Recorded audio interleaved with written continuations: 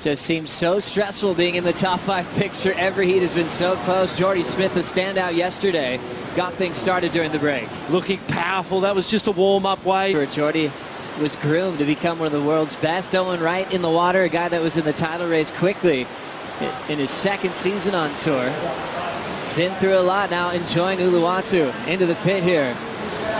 Still driving, but ends up getting hung up. He'll go down. So Owen Wright incomplete on his effort to start. Just like Jordy Smith, a massive name when he qualified. Owen, accomplished Rookie of the Year. Then had that dramatic season where he had 3 straight finals with Kelly. And he's shown that in these lefts, in these type of waves, he's certainly one to watch. Jordy Smith, big windup for the backhand power hack. Nice clean read off the bottom. Jams it off the lip. Easy tempo as he reads this one down the line. Late climb, he's down, but 3 completions there for his best score so far. 25 minutes to go. Jordy always famous for what he does on stretched out right-hand point breaks, but it seems like he's just as dangerous heading the other direction. We watch this replay, but certainly comfortable. Nice snap, nothing too critical, just a setup turn. This one, beautiful, clean. The board looks great under his feet, and how smooth and clean it is in transition. The way it's sitting up on top of the water, never catching, and making the whole effort across the wave face look effortless. Getting influence to spend some time on the qualifying series overseas. Jordy Smith still with his lead, but building on his backup score. Well, it's been a very slow 10 minutes as Jordy floats that one nice. These are waves that you most probably wouldn't go with priority, but with the opportunity not having priority, Jordy figured I may as well just get loose on these, build some scores, and we saw yesterday. Maybe improve on his 2.83. Let's see what happened here. Oh, I reckon he improves on it for sure. Beautiful speed, snap out of the top. Here's that floater, drops down. Another nice turn, and again, you know, it's most probably a score that's in that 4-point ride. Flares on the last turn, realises that, hey, I may as well give it one right, thinking just the same thing. Kolohe wondering whether to go or not. This one looks stretched out from the eyes of the surfers. And there it is, yeah, it was stretched out. You could see Kolohe looking down that way, Joe, and going, she's a bit long, you can have it, Owen. Yeah, very patient is Andino. Still hasn't taken away. Now at 20 minutes to go.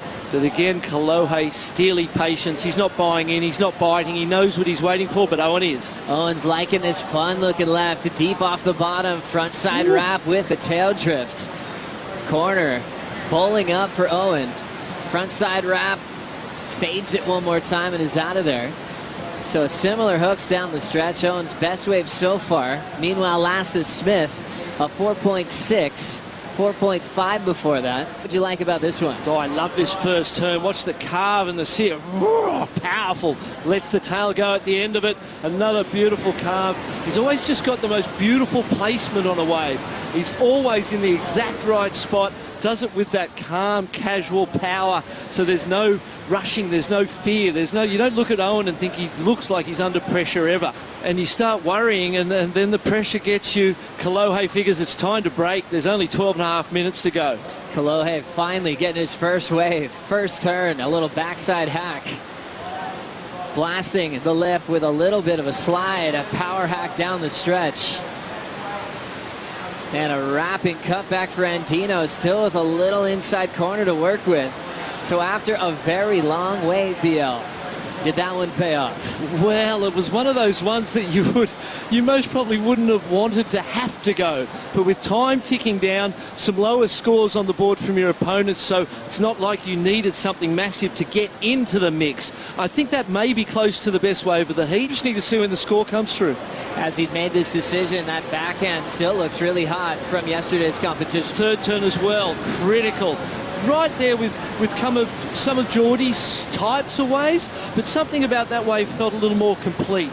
The ending was complete. On the inside now, look on this wide pitch, you can see Kolohe going, okay, now I'm going to back a couple because I don't have that priority. I can match those scores with something down inside here. Big blast there for Andino, putting everything into one major backhand snap.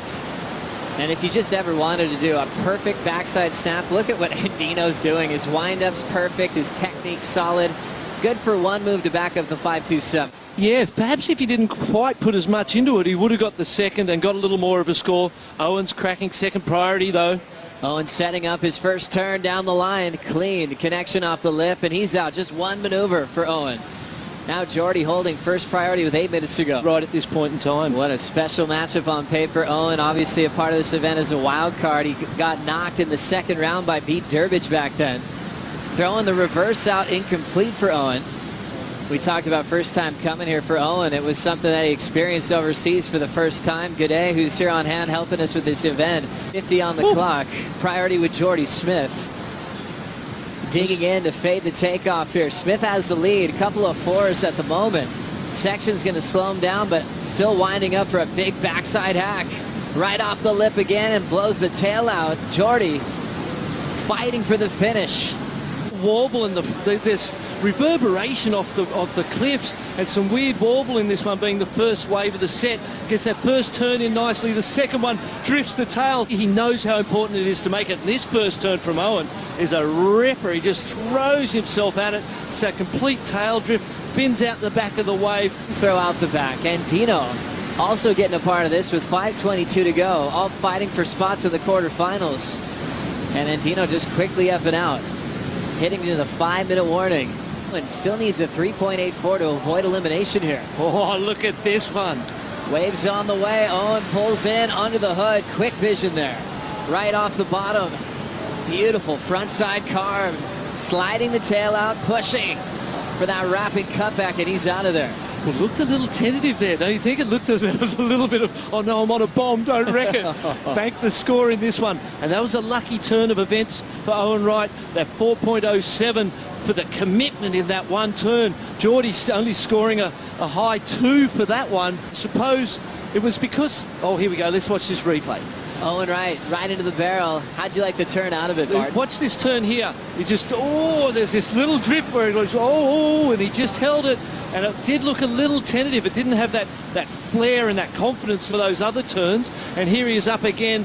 A little hit out of the top. Be interesting to see what happened early there. So again, this is one of those heats that's just, you've got to fight it out. It's not going to be won by you getting some bomb score. This is one where you've just got to work. It's a real working class heat, this one. Stressful situation for Andino. He just dropped into third. Now looking for a quiet little barrel here. Not too deep, so he's going back to business off the top. Backside snap into a open face carve. Belting the lip again, letting out some fire. Remember how he came down to the wire against Mendez yesterday. Andino came in his post-season interview. He said he just felt a little unlucky this season. Things haven't gone his way. Third place, and I think he gets the score for sure. There's a little cover-up, gets behind for a second, realises, as you said, that there wasn't a lot in that and needed to get to business, get the turns done. Couple of nice turns there. Still keeps giving, and he's loose and light, and you could see the energy he showed at the end there. That was just one of those, it wasn't a public claim, that was one for yourself. Like, yes, I think we're out of that third place and into an advancement position. To avoid elimination, Jordy Smith will get stuck in the lip on that inside corner. A very stressful matchup for these three, battling. 1-5 more than his best ride, and look how tight and close this heat is. This is a real old school kind of competitive battle, hasn't it?